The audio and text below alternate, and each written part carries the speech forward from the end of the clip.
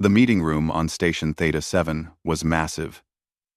The ceiling stretched high above, designed to accommodate species of all sizes. Bright lights reflected off the metal walls, and the air smelled slightly different than Earth air. Lieutenant Hannah Park stood quietly behind Ambassador Sok Kim, her hands clasped behind her back. She wore her dress uniform, crisp and clean, with her black hair pulled into a tight bun. Across the long table sat the Kryn delegation. Commander Velara dominated the space. She was enormous, standing over 7 feet tall even while sitting. Her skin was deep purple and covered in natural armor plates. 4 muscular arms rested on the table, each one thick with power. Her eyes were golden and sharp, studying the humans like a cat watching mice. Ambassador Sok cleared his throat. He was an older man with gray hair and a kind face. Next to him sat Yuna Choi, a young engineer with quick eyes and nervous fingers that tapped against her datapad. "Commander Velara, we appreciate your time today," Seok said in his calm, diplomatic voice. "We believe the mining rights in Sector 7 can benefit both our peoples. The asteroid belt contains rare minerals that..." Velara made a sound that resembled laughter. It was harsh and loud. "Benefit? You mean you want what belongs to the Kryn Empire?" Seok maintained his smile. "The sector was unclaimed until both our species discovered it. We simply wish to share the resources." "Share?" Velara leaned forward. The movement made her seem even larger. "Your species has been in space for what? 50 of your years? We have conquered systems for 10,000. And you think you can stand equal with us?" Hannah felt her jaw tighten. But she kept her face neutral. This was not her first difficult negotiation. Humans were new to the galactic community. Most species looked down on them. Some were just curious. Others, like the Kryn, were openly hostile. Yuna spoke up, her voice steady despite the tension. "Our analysis shows the asteroid belt is large enough for multiple mining operations. There is no need for conflict." "Looming menace. Our analysis." Velara's golden eyes shifted to Yuna. "Conflict? There is no conflict. You will leave. That is the only logical conclusion." She gestured with one of her 4 arms. "Look at you. Small, weak, fragile. Your bones break from simple falls. Your skin tears like paper. In the galaxy, the strong survive, the weak serve or disappear." "Commander," Seok said firmly, "we did not come here to be insulted. We came to negotiate in good faith." "Good faith?" Velara stood up. Her full height was impressive and terrifying. "Let me tell you about faith. The Kryn have fought the Talvek swarms. We have defeated the Molkor battle fleets. We have brought entire systems under our control. And you think your good faith matters?" Hannah stepped forward. She knew she should not. Her job was to stay quiet and look professional. But something in Velara's tone made her anger rise. "Commander, perhaps if you listened instead of threatening, we could find a solution that works for everyone." The room went silent. Velara slowly turned her massive head toward Hannah. The alien warrior's eyes narrowed. "Who is this?" "Lieutenant Hannah Park," Seok said quickly, his voice carrying a warning. "She is part of our security detail." "Security?" Velara laughed again. She walked around the table with heavy, powerful steps. Each footfall made a sound like a hammer, hitting metal. She stopped in front of Hannah, towering over her. "You are what passes for a warrior among humans?" Hannah looked up at the alien. Velara was easily 2 feet taller, and probably 3 times heavier. Her muscles were visible even under her armor-like skin. Any one of her 4 arms could probably crush Hannah without effort. But Hannah had learned long ago that size was not everything. "I am a soldier," Hannah said simply. Velara bent down, bringing her face close to Hannah's. Her breath was hot and smelled like sulfur. "A soldier. How adorable. I have faced true warriors. I have killed creatures that would eat your entire species for breakfast. I have trained in combat since I could walk, and this tiny, fragile thing is what humanity sends to protect its diplomats. Commander, please. Siok stood up. Lieutenant Park is not.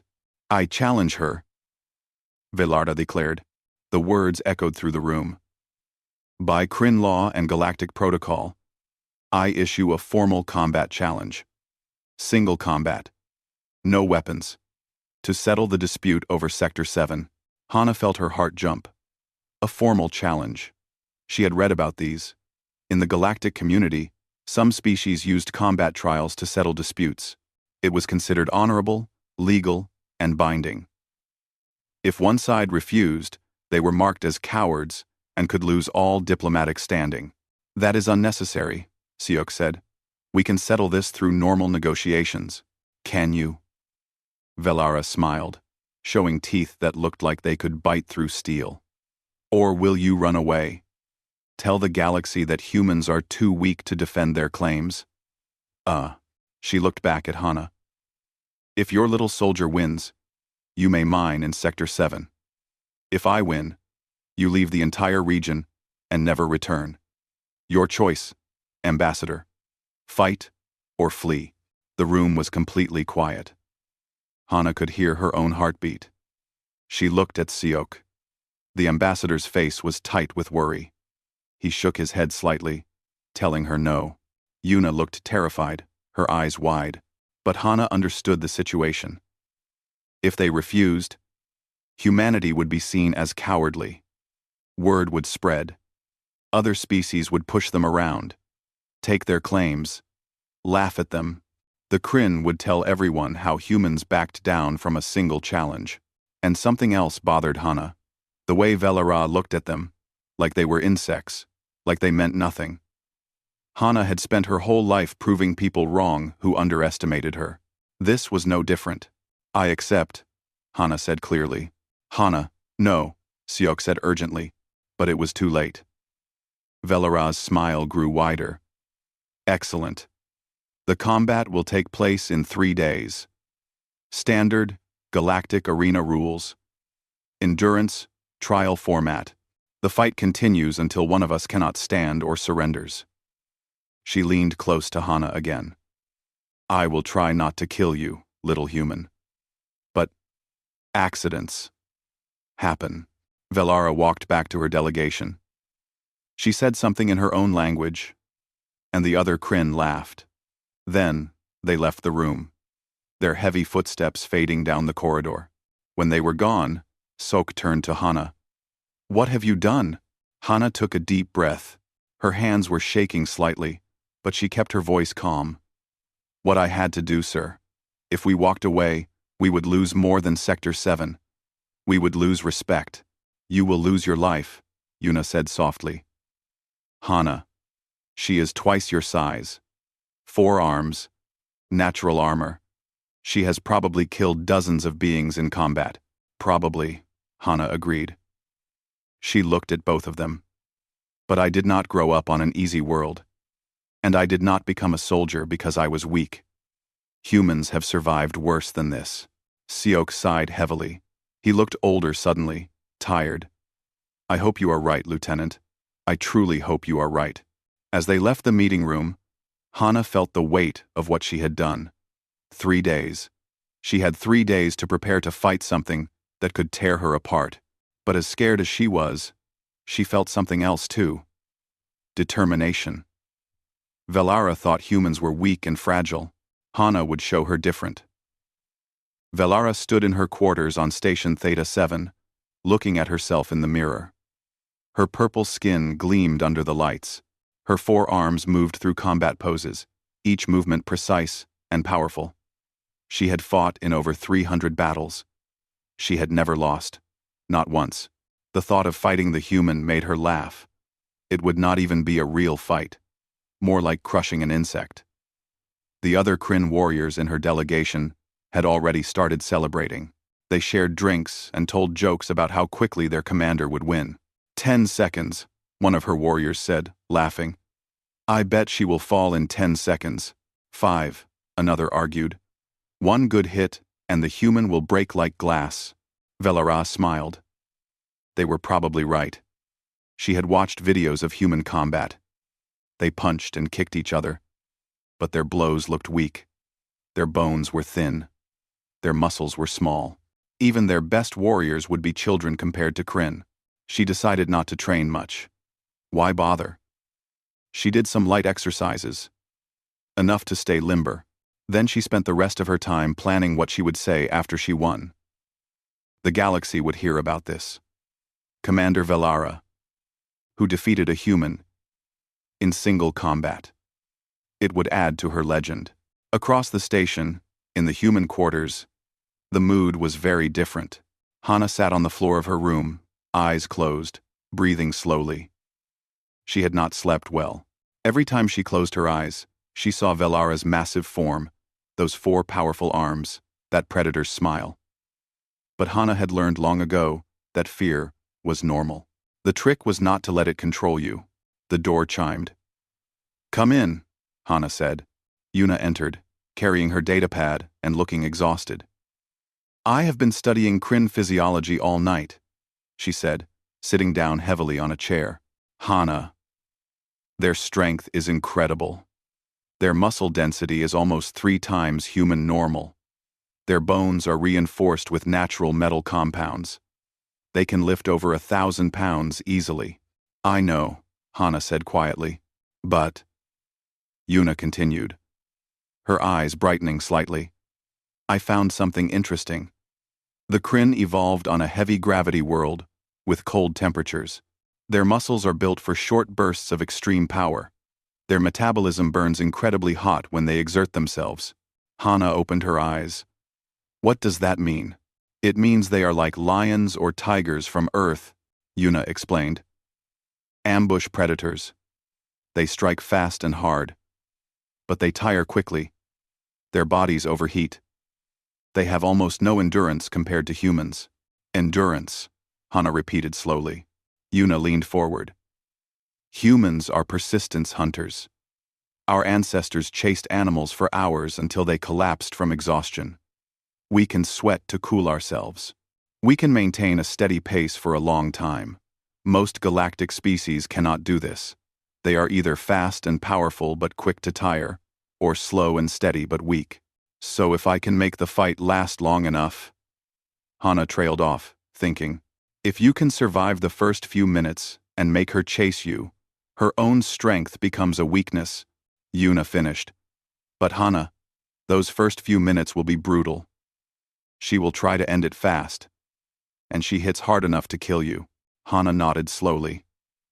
"Then I will need to be very good at not getting hit." Ambassador Siok came in next. He looked worried, his face lined with concern. "Hana, you can still withdraw. We can find another way." "No, sir," Hana said firmly. "We both know what would happen. Humanity needs to show strength, not fear." Sok sighed. "Your family called. Your brother wants to talk to you." Hana's expression softened. "Put him through." A small hologram appeared. Taeyang's face smiled at her. He was younger than Hana. Still, in college back on Earth. His hair was messy, and he looked like he had just woken up. "Hey, big sister." "Hey, little brother," Hana said, smiling despite everything. "So you are going to fight an alien monster," Taeyang said. He tried to sound casual, but Hana could hear the worry in his voice. "Mom is freaking out. Dad keeps telling everyone you will win. Grandmother wants to talk to you." "Enter." "Put her on," Hana said. The image shifted. Her grandmother appeared, looking tiny and ancient, but with eyes that were still sharp and clear. She had raised Hana after her parents had to work long hours. She had taught Hana about patience, about strength that was not loud or obvious. "Little flower," her grandmother said in Korean, using Hana's childhood nickname. "Grandmother," Hana replied in the same language. "You are afraid," the old woman said. It was not a question. "Yes," Hana admitted. "Good. Fear means you understand the danger. But I did not raise you to run from hard things." Her grandmother's face was serious. "Remember what I taught you. The strongest tree is not the one that does not bend. It is the one that bends in the wind but does not break." You understand? I understand, Hana said. She will be stronger than you, faster than you, bigger than you, but you have something she does not. What is that, grandmother? The old woman smiled. You know how to suffer and keep going. That is the human gift. We survive what others cannot. Now go show this alien what a human can do. The call ended. Hana felt something settle inside her. Her grandmother was right. She could not beat Velara in raw strength. But she did not need to.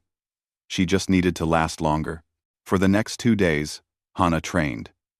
She ran for hours on the station's track, building her endurance even more. She practiced falling and rolling, learning how to take hits without breaking. She studied the arena layout, memorizing every rock and obstacle. Yuna helped her understand Velara's likely tactics. She will try to grapple you with all 4 arms. If she gets you in a hold, the fight is over. You need to stay mobile, stay out of reach. Seok watched her train with a mixture of pride and fear. You know the odds? Everyone is betting, he asked one evening. 100% for Velara. Not a single being thinks you can win. Good, Hana said, breathing hard from her run. Let them underestimate me. On the 3rd day, Hana did something that confused everyone. She ran 30 kilometers on the track. It took her hours. She pushed herself hard, testing her limits. When she finished, she was exhausted but satisfied. In her quarters, Velara watched the security footage of Hana's run. She laughed out loud. The fool is wasting her energy the day before the fight. These humans truly are stupid. Truly, but Hana knew what she was doing. She was not wasting energy. She was proving to herself that she could push through exhaustion and pain. She was reminding her body what it could endure. That night, Hana lay in bed, staring at the ceiling. Her body ached. Her mind was full of scenarios, most of them bad. She could die tomorrow. Velara might hit too hard, move too fast.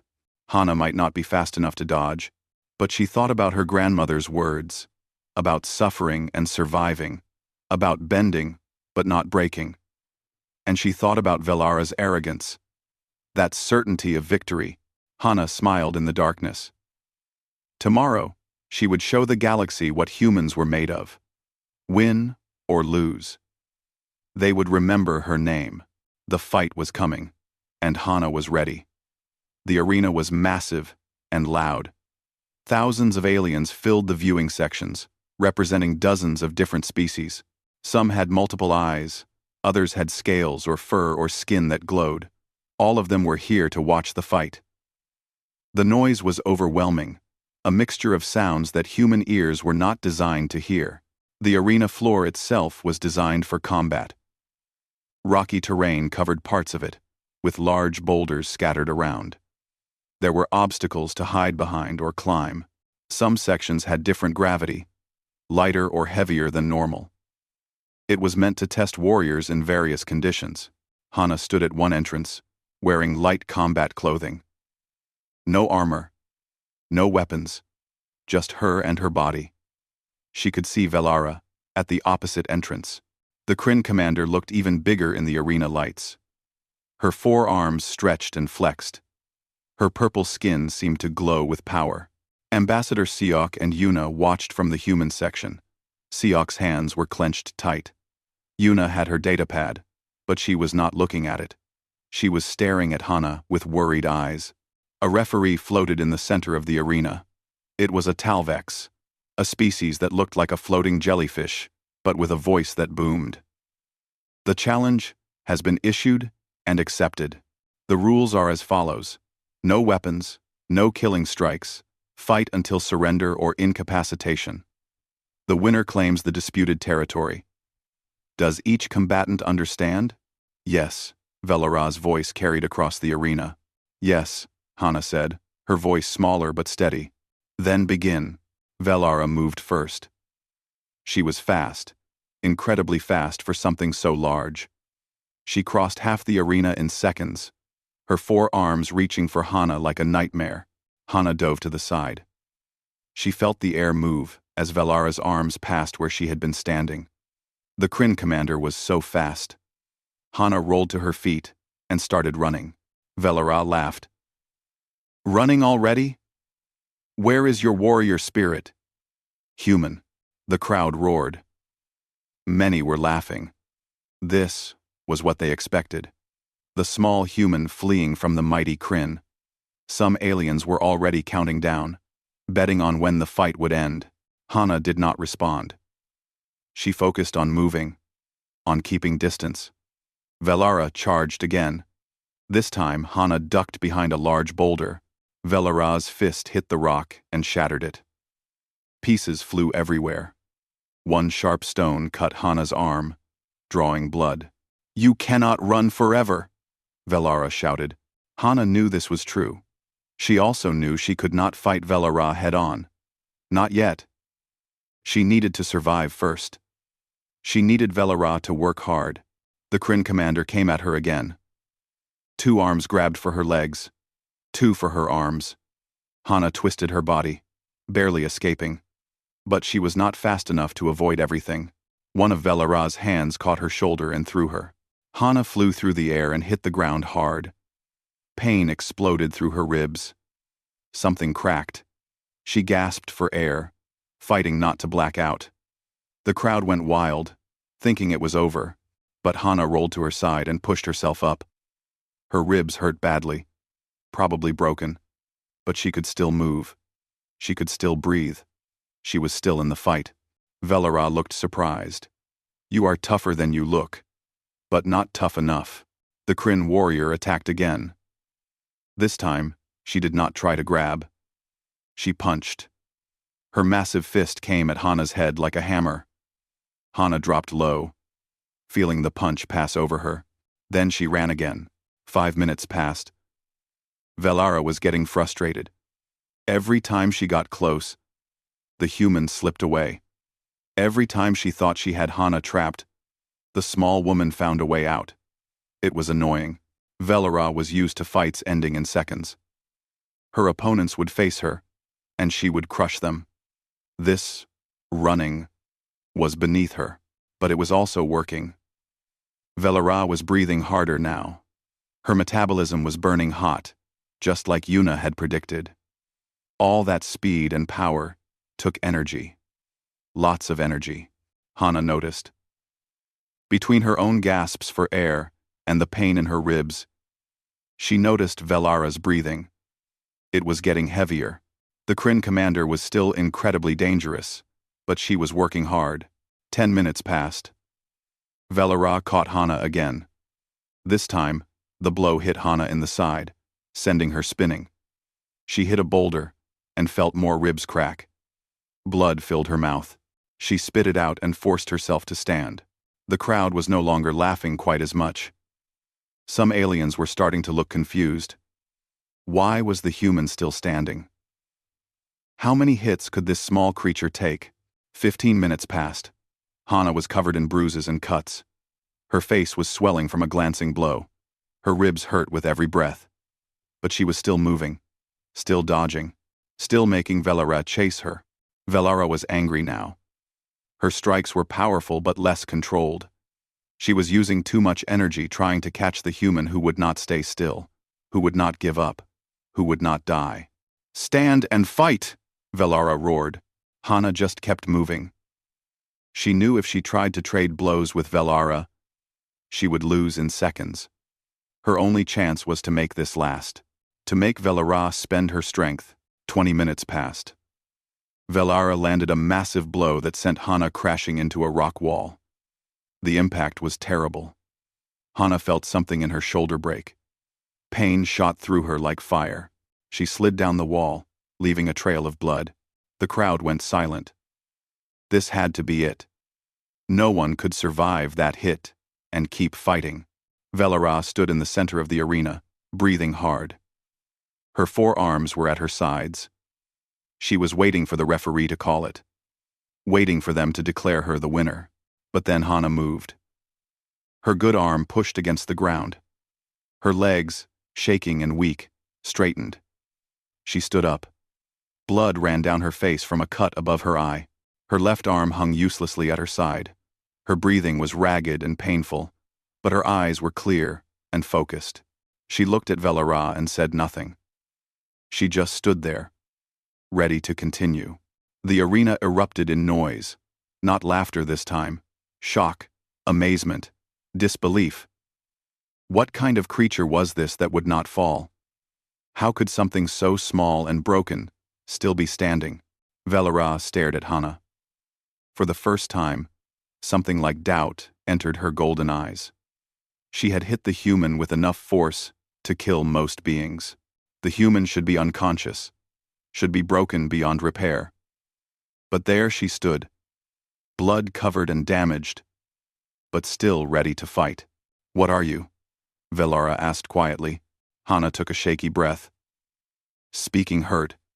Everything hurt. But she managed to say, "I am human, and we do not quit." Velara felt something strange in her chest. Not fear. She was Kryn. She did not fear. But something close to it. Something that whispered that maybe, just maybe, she had underestimated her opponent. She attacked again, putting everything into her strikes. But she was tired now. Really tired. Her arms felt heavy. Her breathing was labored. And the human, broken and bloody, still moved. Slower than before, but still fast enough to avoid the worst of the blows. 25 minutes. 30 minutes. The crowd had stopped making predictions.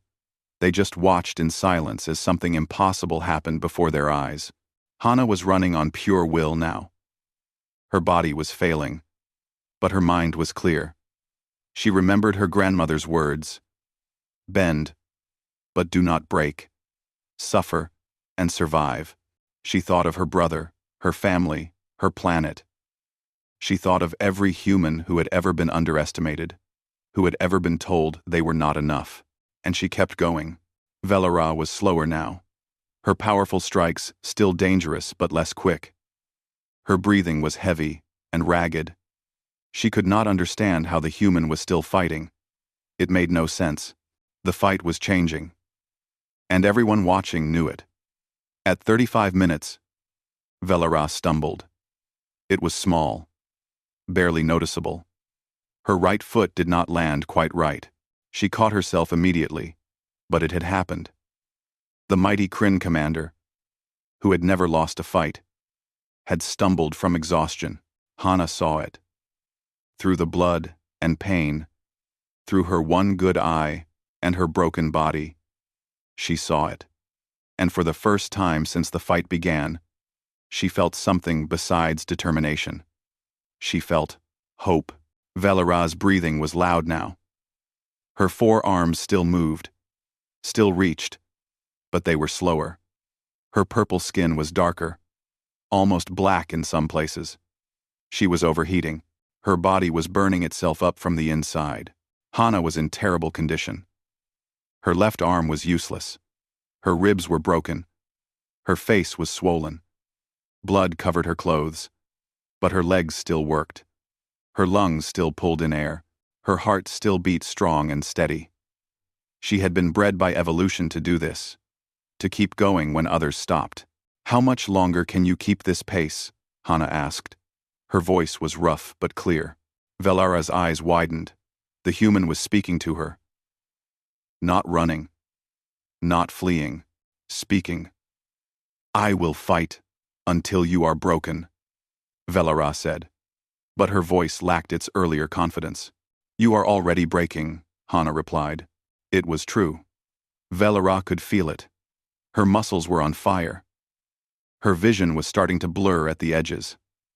Her people were built for short, brutal fights, ambush predators who struck fast and overwhelmed their prey. But this prey would not fall. This prey kept moving, kept running, kept bleeding, and standing, and refusing to die. Velara attacked with rage. She poured everything she had left into her strikes. Her forearms moved in a blur, trying to catch the human, to end this nightmare. She caught Hana twice more, sending her tumbling. But each time, the human stood back up. 40 minutes. The crowd was completely silent now. This was not entertainment anymore. This was something else. Something primal. A test of will against will, body against body. The strong versus the enduring.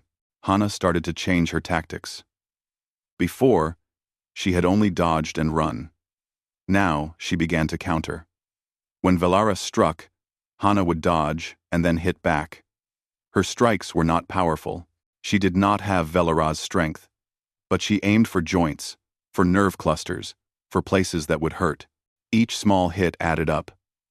Velara's left knee took a kick. Her lower right arm took a strike to the elbow. None of the hits were serious alone.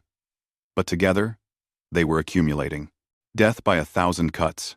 You cannot win, Velara said. But she sounded like she was trying to convince herself. I do not need to win, Hana said, circling slowly. I just need to outlast you. Velara charged again. But this time, Hana did not run away. She stepped to the side and struck Velara's forward knee with her good hand. Not much, but enough. Velara caught herself, but she was breathing so hard now that it sounded like she was drowning. In the viewing section, Yuna was gripping Sok's arm so hard it hurt. She is doing it, Yuna whispered. She is actually doing it. Seok could not speak. He just watched, his heart in his throat. His young lieutenant, broken and bleeding, was fighting a battle that should have been impossible. And she was winning, not through strength but through something uniquely human. Stubborn, unreasonable endurance. 45 minutes. Velara's movements were sluggish now. Her forearms felt like they weighed 1,000 pounds each. Her breathing was desperate, her body screaming for rest.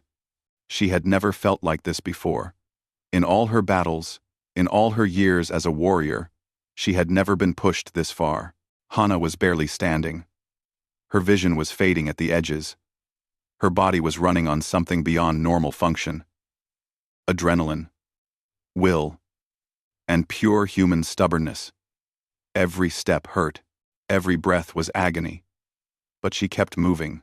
Surrender, Hana said. Her voice was gentle, almost kind. You fought with honor, Commander. There is no shame in this. No, Velara roared, but the roar was weak. She threw herself at Hana one more time. It was a desperate move. All or nothing. Her forearms spread wide to catch the human in an inescapable grip. But Hana was not there. She had read the move, seen it coming. She stepped aside at the last moment. Velara's momentum carried her forward. She tried to stop, tried to turn, but her exhausted body could not respond fast enough. The mighty Kryn commander, the undefeated warrior, fell. She hit the ground hard. Her forearms tried to push her up, but they had nothing left. Her muscles were done. Her metabolism had burned too hot for too long. Her body was shutting down to protect itself. Velara managed to get to her hands and knees. She tried to stand. Her legs shook with effort. She got halfway up and collapsed again. The referee floated closer. Commander. Velara. Can you continue? Velara did not answer immediately. She looked across the arena floor at Hana. The human was standing there. Barely. Blood dripped from her wounds. Her body was a mess of injuries. But she was standing. And Velara could not. Velara's voice was hoarse. I cannot.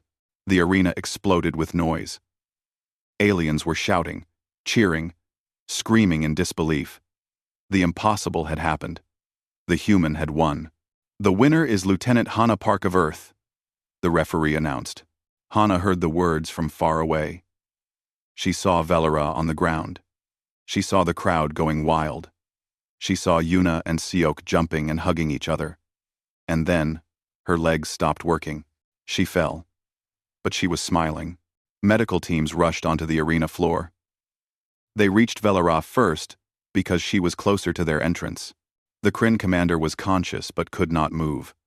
Her body had gone into metabolic shutdown. She would survive, but she needed immediate treatment. They reached Hana next. Her injuries were severe. Broken ribs, broken arm, internal bleeding, concussion, countless cuts and bruises. The medical team could not believe she had stayed conscious, much less fought for 47 minutes in this condition. "Get her to emergency treatment now," the lead medic shouted. As they lifted Hana onto a stretcher, she turned her head slightly. She could see Velara being carried away on another stretcher. Their eyes met for a brief moment. Velara's expression was complex. Shock, respect, confusion, and something else. Understanding. Then Hana closed her eyes and let the darkness take her. She had done enough. She had shown them. She had proven that humans were not weak, not fragile, not lesser. They were different. And different could be stronger in ways the galaxy did not expect. In the viewing sections, aliens of dozens of species sat in stunned silence. They had come to watch a quick, brutal fight. Instead, they had witnessed something that would change their view of humanity forever. The small, weak humans who had endured what the mighty Kryn could not. Word of the fight spread through the galaxy at the speed of light. Videos were shared. Analyses were written. Every species wanted to understand how this had happened, how the underdog had won. But humans knew. Humans understood. It was what they had always done. Throughout their history, throughout their evolution, when faced with stronger predators, with harsher environments, with impossible odds, humans had one response. They endured, they persisted, they refused to give up. And that, it turned out, was enough. Hana woke up in a white room filled with the sound of medical equipment. Her body felt distant, like it belonged to someone else. Pain medication flowed through her system, making everything soft and hazy. She blinked, slowly, trying to focus. "She is awake," a voice said. The young engineer appeared in Hana's vision, her face showing relief and exhaustion. "Thank the stars. You have been unconscious for 3 days. Did I win?" Hana asked. Yuna laughed, but it sounded like crying. "Yes, you idiot. You won. The mining rights are ours. But more importantly, you survived. We thought we were going to lose you twice in surgery." Ambassador Sok appeared on the other side of the bed. His eyes were red, like he had not slept much. "Lieutenant Park, you gave us all heart attacks. But you also changed everything. The entire galaxy is talking about you. About us." "I just did my job," Hana said. "Your job was to stand guard during negotiations," Siok said with a small smile. "Fighting alien warriors was not in your job description." Over the next few days, Hana learned the full impact of what had happened. The video of her fight with Velara had spread across every system. Billions of beings had watched it. The response was massive. Some species were shocked. Others were fascinated. Many wanted to study humans, to understand how they could endure so much damage and keep fighting. The general view of humanity in the galactic community shifted overnight. They were no longer seen as weak newcomers. They were seen as stubborn survivors with unexpected strengths. "There are delegations requesting meetings," Yuna told her while adjusting her bandages. "Everyone wants to talk to Earth now. Trade agreements, research partnerships, even military alliances." "Military alliances?" Hana asked. "The Kryn Empire sent a formal message," Sok said, reading from his datapad. "They want to discuss a strategic partnership. Apparently, they respect strength above all else. And you showed them strength they did not expect." Hana was not sure how she felt about that. She had fought to protect her people, not to impress anyone. But she understood the importance. Humanity needed allies in the galaxy. On the 5th day of her recovery, she had a visitor. The door to her medical room opened, and Velara entered. The Kryn commander moved slowly, carefully. She looked different somehow, less arrogant, more thoughtful. "Lieutenant Park," Velara said, stopping at the foot of the bed. "Commander," Hana replied. There was a long silence. Velara's forearms moved restlessly, like she did not know what to do with them. Finally, she spoke.